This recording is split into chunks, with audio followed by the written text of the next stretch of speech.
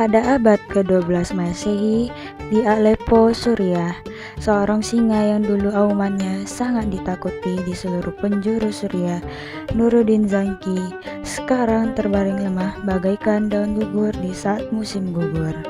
Ia merupakan seseorang yang sangat menginspirasi, seorang mentor, seorang pemimpin.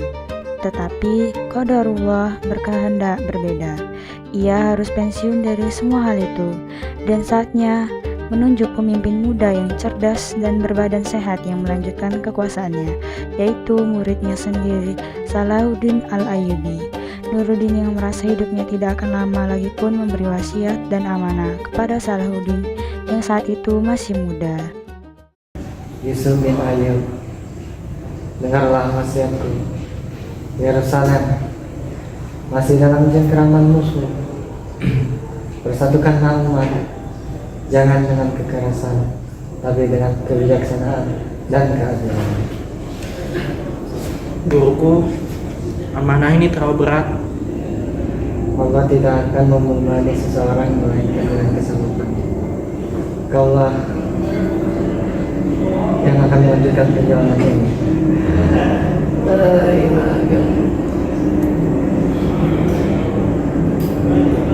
Pemimpin kita telah pergi. Ini panji perjuangan telah beralih pundak kepada Salahuddin. Rakyat Aleppo yang saat itu sedang berdagang, belajar dan melakukan hal sosial lainnya seketika terhenti kegiatannya karena mendapatkan kabar dari Bahauddin, yaitu saudara dekat dari Sultan Nuruddin, bahwa pemimpin mereka telah wafat. Mereka langsung menyadari hal tersebut, bahwa pada akhirnya pemimpin yang mereka cintai dan hormati telah tiada. Setelah memakamkan Nuruddin, Salahuddin pun pulang ke rumahnya. Langkah kakinya terasa berat dan serasa pundaknya memikul batu. Dia pun berjalan ke taman pribadinya, lalu duduk termenung tenggelam dalam pikirannya sendiri. Istrinya, Sid Al-Mulk, merasa khawatir melihat suaminya yang pucat dan tidak fokus saat ia memanggil namanya. Kemudian ia pun berjalan menghampiri suaminya itu. Pikiranmu membebanimu ya Yusuf. Wasiat Nuruddin seperti gunung di pundakku. Bisakah aku memikulnya? Dia memilihmu karena melihat apa yang tidak semua orang lihat. Kekuatan dalam ketenanganmu, keadilan dalam hatimu, percayalah pada itu. Kakak, kabar tentang wafatnya Nuruddin telah menyebar. Semua orang butuh suaramu, jangan sampai keraguan menguasaimu. Salahuddin pun terbelalak kaget mendengar suara adik perempuannya Zamrud. Ia seperti mendapat tekad setelah mendengar berita dari adiknya.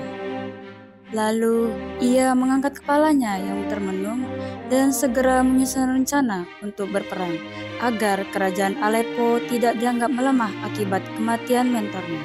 Salahuddin pun menyusun rencana agar mempersiapkan kemah di sekitar wilayah Hattin dan berencana untuk menyerang pasukan kerajaan Hattin. Ia bukan lagi seorang murid yang berduka atas kepergian mentornya, namun menjadi pemimpin yang bertekad melampaui mentornya. Taqiyuddin, pastikan pasukan kita menguasai sumber air karena di bawah terik matahari mereka pasti akan kehausan dan kepanasan.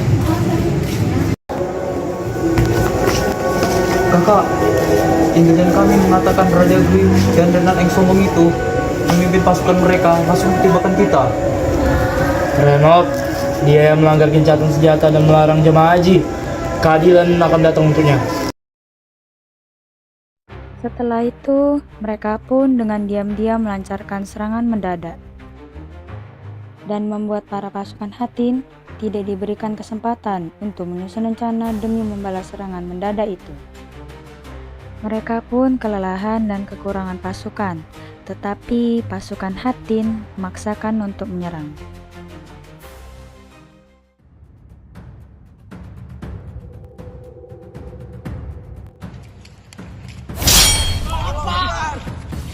Randall, semuanya adalah kesalahanmu. Para pemimpin Hattin dan pasukannya segera dijebak oleh pasukan Salahuddin dan berhasil dikepung oleh mereka.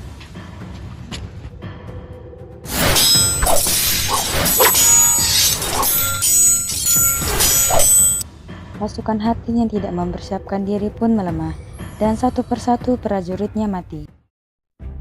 Para pemimpin pasukan Hattin saling menyalahkan, tetapi tidak ada gunanya.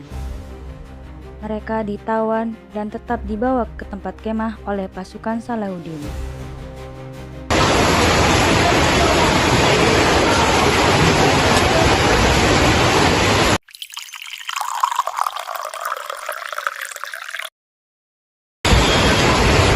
Kau adalah seorang raja, kau layak diberi musuh.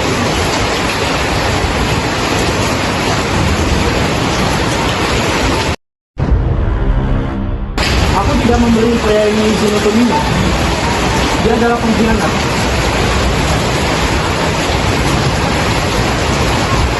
Dia telah melanggar sumpah dan telah membunuh orang-orang jemaah haji yang tidak bersalah. Sepertinya keadilan memang harus ditegakkan.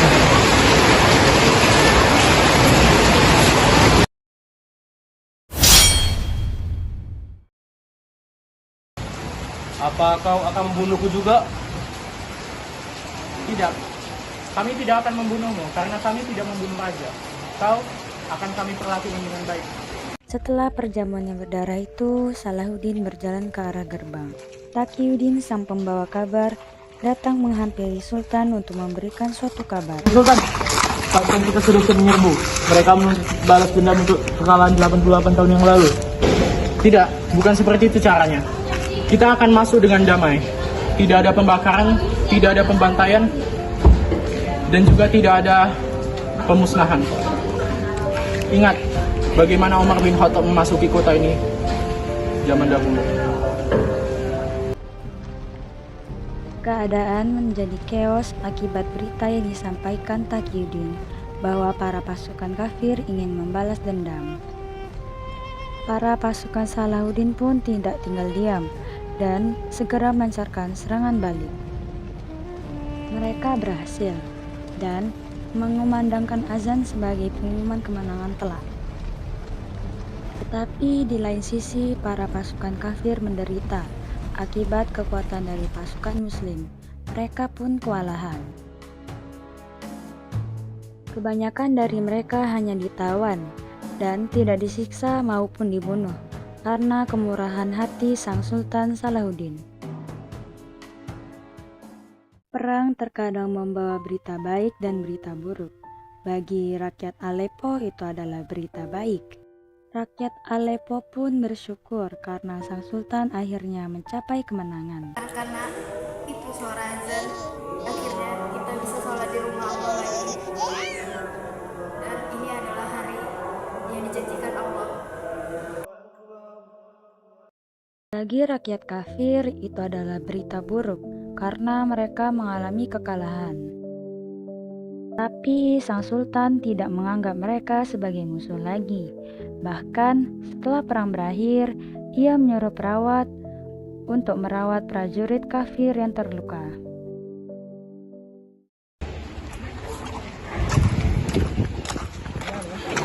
Sultan, lihat itu. Bunuh aku. Jangan biarkan aku menderita. Bawa dia ke kemah kita, obati lukanya. Segera ya Sultan. Tenang Ksatria muda, luka ini tidak akan membunuhmu. Kami akan membawamu sekarang.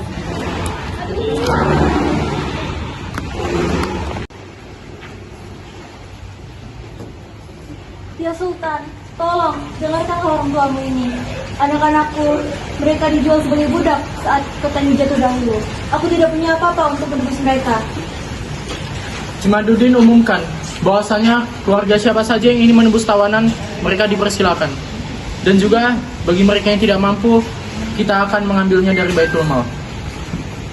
Inilah kemuliaan sejati, menang tanpa menghina yang kalah. Memang, beliau adalah penguasa yang murah hati. Padahal kita hanya prajurit rendahan, tetapi kita berharga di mata sang Sultan. Para rakyat Aleppo sangat kagum dengan kepemimpinan Salahuddin dan kemurahan hatinya kepada siapapun. Mau itu rakyat jelata, prajurit rendahan, bahkan pengungsi dari rakyat kafir. Kemurahan hatinya pun sampai terdengar ke telinga musuh, yaitu para pemimpin kaum kafir. Raja Richard dan istrinya Ratu Berengaria sangat penasaran dengan pemimpin para kaum muslim tersebut.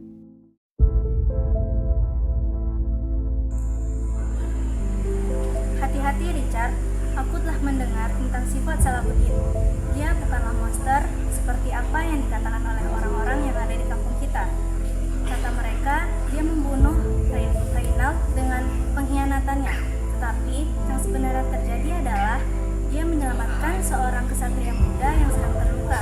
Jenis pria macam apakah yang melakukannya itu? Seorang pria lebih baik dari kebanyakan dari kita. Kurasa aku akan menemukan pangeran yang mulia ini. Raja Richard pun mengirim utusan untuk menyampaikan surat bahwa ia ingin segera bertemu dengan sultan dari kaum muslimin tersebut yang bernama Salahuddin. Salahuddin pun mendapat surat itu dan membalasnya dengan persetujuan demi tujuan diplomatik dan menampakkan kerendahan hatinya seperti biasa. Mereka pun segera bertemu untuk percakapan gencatan senjata untuk kedua belah pihak. Aku telah mendengar kebaikanmu Salahuddin, istriku Berengaria. Menyatu bahwasannya kami memiliki pangeran yang mulia di antara kami. Kita semua adalah hamba Tuhan Richard. Perang adalah jalan terakhir, dan kita semua lelah dengan perang ini. Dia bahkan berkata bahwasannya kami ingin memiliki anak yang sepertimu, bukan ayah kami yang suka berperang. Sampaikan terima kasihku kepada Ratu. Sebenarnya perang ini aku tidak suka perang. Aku lebih suka membangun perpustakaan daripada membangun benteng. Aku lebih suka membangun rumah sakit daripada membangun menara pengepungan. Dia mencakup gencatan senjata. Yerusalem ada di tanganmu dan jalur ziarah agama Kristen yang terbuka. Kurasa itu adil. Mari kita setuju gencatan senjata dan perdamaian, karena hak untuk beribadah untuk semua kalangan haruslah kita punya. Setelah sekian lama memimpin dan dikagumi oleh seluruh Suriah, sang sultan yang bijaksana dan terkenal akan kemurahan hatinya pun mengalami penuaan. Ia menjadi lebih lemah daripada sebelumnya. Dengan pikiran yang bijaksana dan sadar, sang sultan ternyata sudah mendekati hari di mana ia harus memberikan wasiat dan warisannya. Sudahlah Yusuf, istirahatlah. Kau telah memberikan segalanya, tidak menyisakan sedikit pun untuk dirimu sendiri. Dengarkan aku, Bapak. Damaskus telah damai, Yerusalem telah bebas. Kau telah mendirikan lebih dari kerajaan, dan kau telah membangun warisan yang akan dikenang sepanjang masa. Aku ialah hamba yang fakir. Ialah jubah ini hanya dijahit dari kain biasa. Dan aku juga tidak meninggalkan harta warisan apapun kepada kalian. Karena aku telah memberitakannya semuanya kepada rakyat. Maafkan aku. Kami tidak meminta emas atau perak, Yusuf. Kami bangga memiliki suami dan kakak seperti kamu. Warisanmu adalah nama kami yang lain.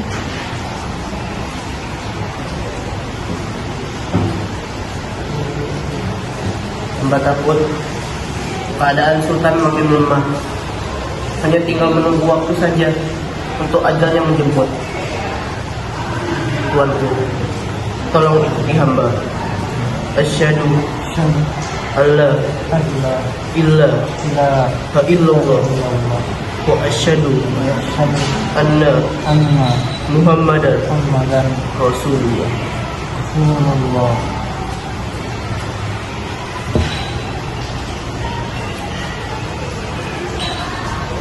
Sang sultan pun menghembuskan nafas terakhirnya saat mengucapkan kalimat syahadat. Kerajaan Suriah pun dilanda kesedihan, telah kehilangan sosok pemimpin yang bijaksana dan murah hati tersebut. Bahkan sang penyair Laila turut merasa muram dan sedih terhadap kepergian sang sultan. lalu mengucapkan syair di depan orang banyak tentang kenangan yang bisa dikenang oleh Sultan Salahuddin. Dunia telah kehilangan seorang ksatria yang menaklukkan kota dengan pedang keadilan dan menaklukkan hati dengan segelas air. Namun, yang ditinggalkan hanyalah selembar kain sederhana sebagai bukti bagi dunia bahwa pemimpin sejati tidak memiliki apa-apa kecuali cinta rakyat.